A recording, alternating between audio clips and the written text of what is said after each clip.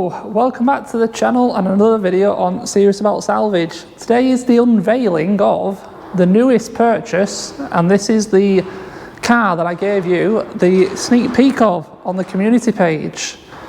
Yes, it's got a type of damage we haven't tried to put right on this channel yet, and I really like the car. It's a cracking little car. I'm going to put this out there right now. This is a car for the wife. This is a car for the wife. She's seen it as well and she likes it, so we shall see on that front.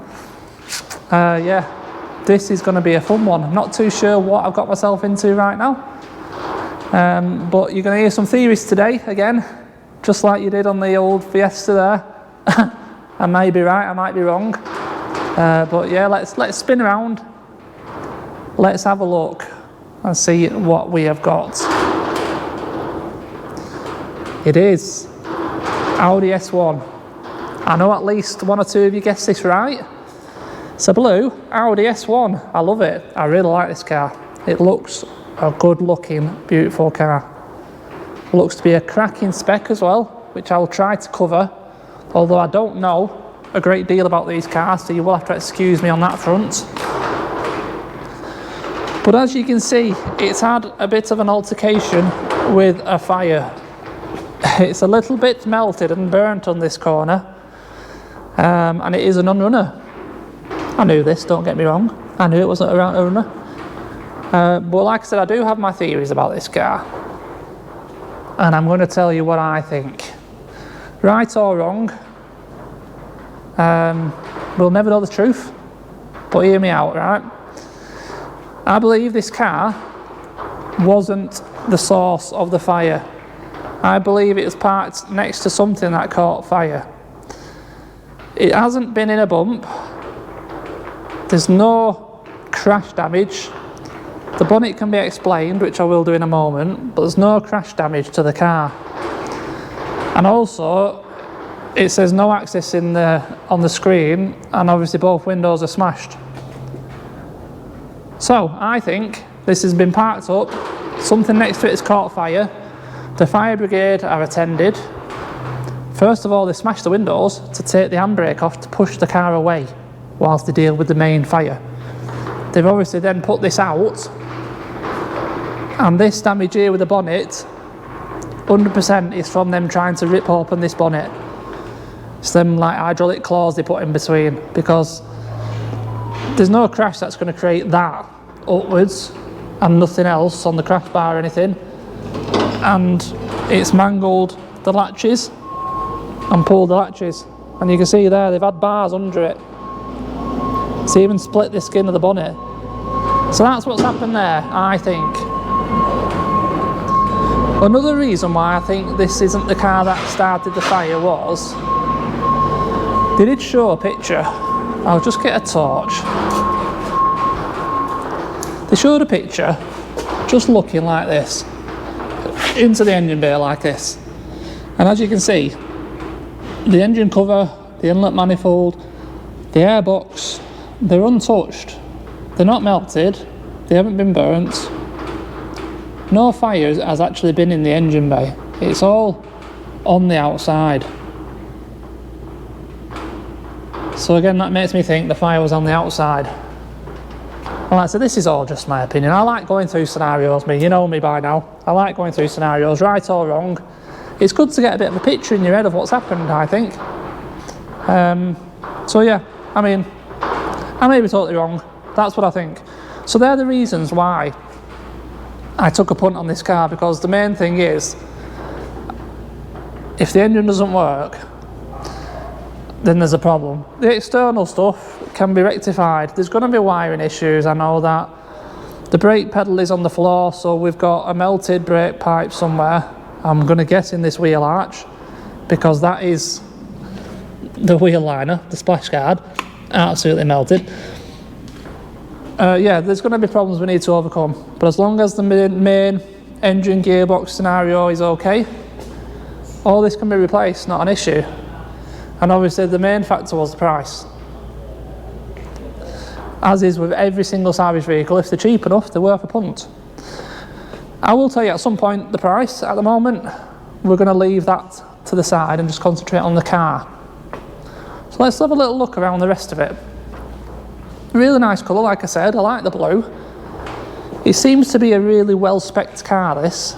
Again, like I said, I don't know what they come with as standard, but I'm led to believe the white inlays, the Quattro centre grille, the silver trim, the wheels, again Quattro written on the side, the Super Sport seats, flat bottom steering wheel, nav, I'm going to say all these red bits, and even the black in the middle there. I do believe they were all options. Something about a Quattro exterior pack and a Quattro interior pack. I think, like I said, I don't know for definite all this, but looking around the silver wing mirrors as well, I think they're all options. So I think it's a really nice, well-spec'd car actually. It doesn't, I don't think they did, no, they don't have parking sensors, and there's no reversing camera. But no, this is perfect for my wife and me. I mean, let's be honest, all these cars are for me. I'm just making excuses.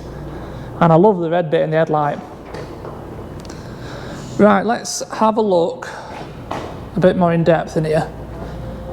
Let's open this bonnet. I don't know why, but they didn't show a picture with the bonnet open, and it's perhaps, it's perhaps gone in my favour, that, because I do think if they would have showed the fact that there isn't any fire damage in here, I think it would have gone for a decent chunk extra. So the actual heat, the fire has travelled up inside the wing. It's melted the scuttle. The scuttle's dropped and the scuttle's then melted the heater fan. That's what it looks like just on the face of it. Yeah, there's a lot of... Oh, is that... There's a lot of melted plastic around here. A lot. Yeah, this is going to be a fun one, this is, isn't it? Right, another thing they showed on the pictures as well, they showed power to the cluster. Not any ignition lights, but they showed the sensor lit up showing the mileage. So that kind of made me think there can't be that much damage to the actual wiring. Otherwise, that wouldn't have worked. And I know the interior is perfectly fine. There's not even any... It's not even any smoke damage. It doesn't smell. I mean, there's no... Do you know what I mean? There's no soot on the seats. There's nothing on the headlining.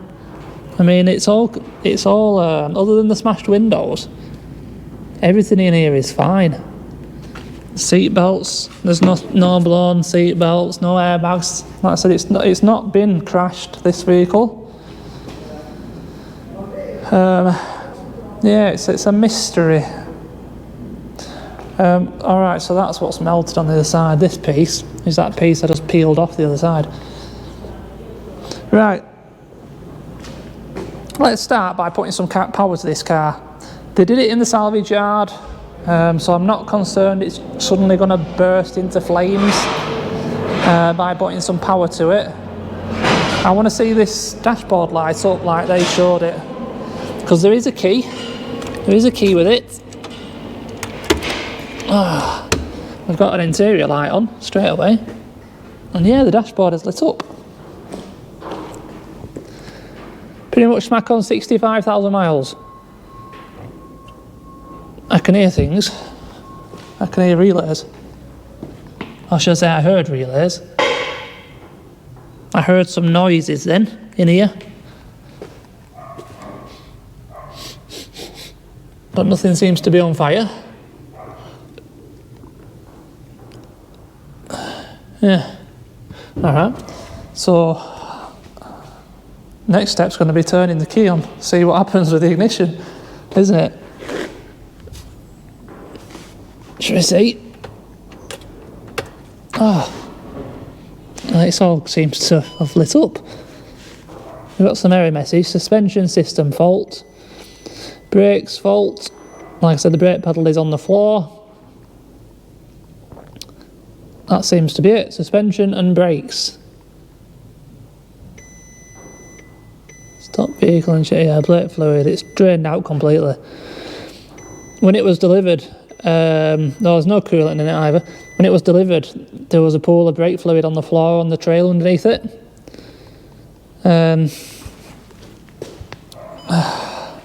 Oh, we've got a light on. Got a light on. Not that one. Well, yeah, it's pretty obvious that one's not going to work. All right, let's have a look.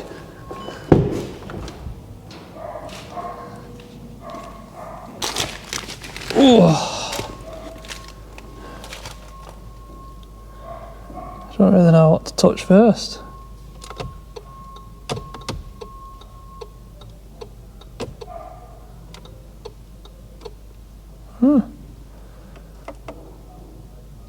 See, stuff works. Alright, it's not got nav. It's not been enabled. Let's turn off. There we go. Right, we're 58 degrees outside. Blimey heck, it's hot. It's not 58 degrees, trust me. Heated seats. I love these Super Sport seats, I really do. They're nice. Can't seem to find any paperwork, unfortunately. But I mean, you've got to presume 90% of them don't come with paperwork, so I have noticed the locking wheel nut is in the boot, so that's a plus sign. Right, anyway, this ignition's been on a bit. I can't see or smell anything. Do we have engine oil? We have engine oil. With no coolant. Let's just turn the key and see what happens. Because you never know, they may not have even tried it because of being worried of it setting on fire. It might be in the policy. Do you know, any fire damaged cars, they don't attempt to start. So let's see what happens. You know, what's the worst that can happen here? I presume it's clutch down. Clutch feels fine. Yeah, the gearing feels fine. Yeah. Clutch down. Ready?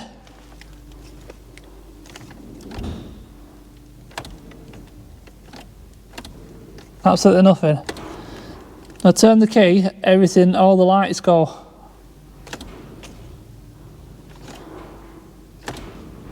Yeah, even interior all turns off. So yeah, we have issues, which, let's be honest, it was never going to just put the key in and start it, was it? Not with all that burnt, fire damage stuff. So yeah, we do have issues somewhere. The thing is, where do we start?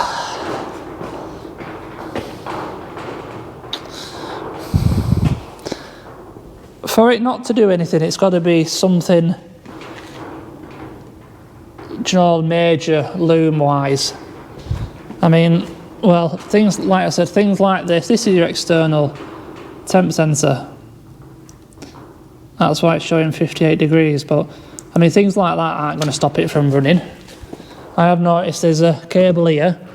This is active suspension, shocker. That's why I've got a suspension fault probably. But that's not going to stop it from running. We're looking for something a bit more major, really. Like a blown fuse or, you know, something like that. Let's just check across these main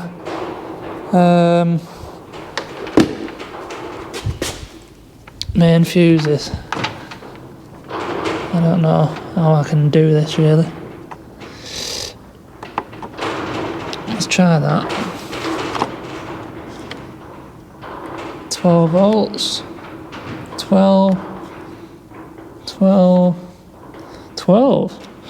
That's strange, though. That's fine, so that's weird.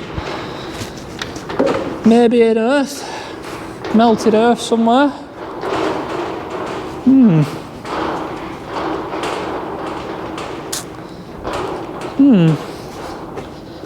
So, where's this loom go? Oh, that came off pretty easy. Let me get a torch. There it is. Let's have a nosy in this scuttle. As in the, like I said, in the engine bay, there doesn't seem to be anything. We can look under the engine cover. Oh, I don't. No. Let's have a look down here. Oh, there's a wiring loom there. There's a big wiring loom there. That. And the wires are definitely melted on the top of it. Is that an earth? I don't know if it is or not. Alright, I think that's somewhere for us to start.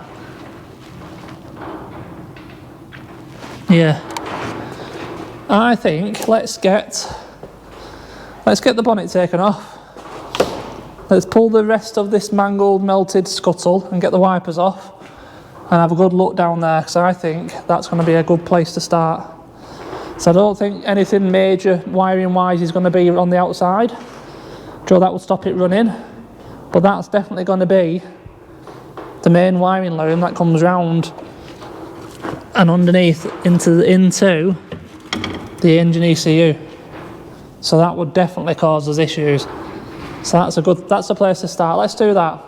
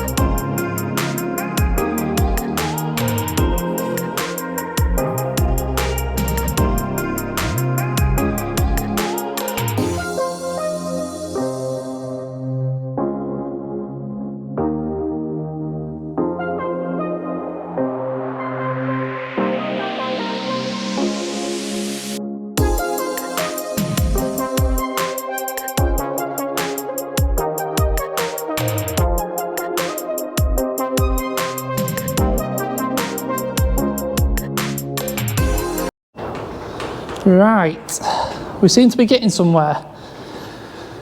I've located 3 areas of damage on this wiring loom, and it's all within the area under the scuttle. We've got this big area here. You know, this part of the wiring loom is definitely way beyond repair, I believe. It's okay in the middle, but then there's a section there again, melted, and then there's another section just here over the top. I mean, I don't think that section has actually damaged the wiring inside, it's just melted the tape around the outside. And it's possible, it's hard to tell, I don't know how bad it is around there either. But I think we can get this loom out and, you know, just along the top here and have a better look at it. That might be the best thing to do. But yeah, it's weird, isn't it, how it's travelled underneath the scuttle.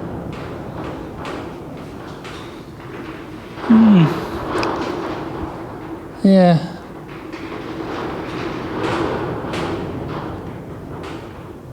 Right. Yeah, let's try and get, I'll try and get this wiring loom forward a bit, see if we can have a bit of a better look around it. Right, I've been digging around in it for a little bit longer.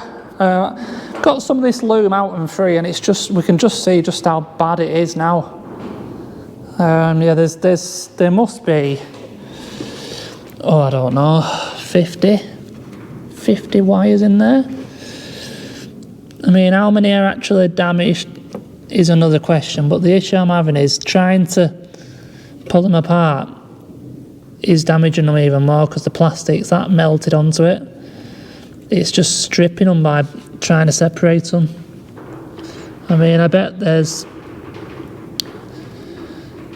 between 10 and 15, maybe more, stripped wires that are touching each other. Yeah, it's done for this loom, isn't it? It's absolutely done for. I don't think there's any point trying to mess with this loom, even for the purpose of trying to hear the engine run. I don't think we're ever going to get it right. I believe our only option now is to get a complete... Yeah, sorry about that, the battery died in my camera. Yeah, I think the only option here now is to move forward with this is to get a complete replacement loom and change the whole loom. I'm just concerned that if I try to fix it and we're still having issues afterwards, I'll have no idea if it's what I've already tried to fix or if the issue is somewhere else. If we put a new loom on it, we know that is fine, and if there's still problems then we can go and look somewhere else, can't we? And we're not looking back over our own work. It's going to be a pain to change that loom because I can't see any joins in it. It goes through the bulkhead and there's a load of blocks underneath with a fuse box. And then in the engine side, it's literally everything. It goes to the headlights, starter, obviously, to the engine itself, ECU. It's a big old loom. So it will take some doing. But I think that is going to be the issue. I mean, it's looking... Well, it's obviously an electrical issue, and looking at that loom, there's 100% definitely issues with that wiring loom, for definite. So yeah, I'm gonna have to try and find one now. I've had a little look on eBay, there isn't any. And when you look at breakers, what they tend to do, they want to get the engines out as quickly as possible, so they just snip all the wiring loom normally. But I'll put some feelers out, I'll try and find one. Worst case, obviously I can try Audi. How much they'll want to sting me for a complete wiring loom, I don't know. Yeah, I don't know. I don't know how where we're going to go from here. I'll just have to try and find a loom. It's as simple as that. It's a shame. I really wanted to hear this run today because I wanted to. There's a front end in the right colour on eBay, or there was when I checked. And I was tempted with it, but I don't want to go splashing that kind of money until we've got a running and driving car. So I mean, if they go, it's fine, I'll just piece it together and I'll get it painted. I do think it's a bit overpriced, the front end on eBay anyway. So yeah, we'll have to just see how this progresses. So hopefully I'll be back with an update soon, and we can I've unplugged my camera so I can walk around, and we can continue. And like I said, get it running. That's the key thing. I don't want to touch anything else until I hear it run. But I still love it. I still love the car. It's going to be a cracker. We will get there with this car. I will not give up. But I'll have to put it into a corner whilst I find a loom and get on with other things. We've obviously got an engine change to do on the Fiesta, amongst many other things to do. Busy, busy, busy. But yeah, massively appreciated for watching the video. I need to have a good tidy up and get rid of some of these burnt parts. And yeah, I'm not even going to strip it. It's going to stay exactly as it is until this loom arrives, and then I'll take the old loom out, put the new one back in, and we will hopefully have made some progress. Hopefully. Right. Let me know what you think. Have I made a bad decision getting this car? Do you think it's going to work out all right? I'm interested to know your thoughts. Thank you very much for watching, and I will see you in the next one. Cheers.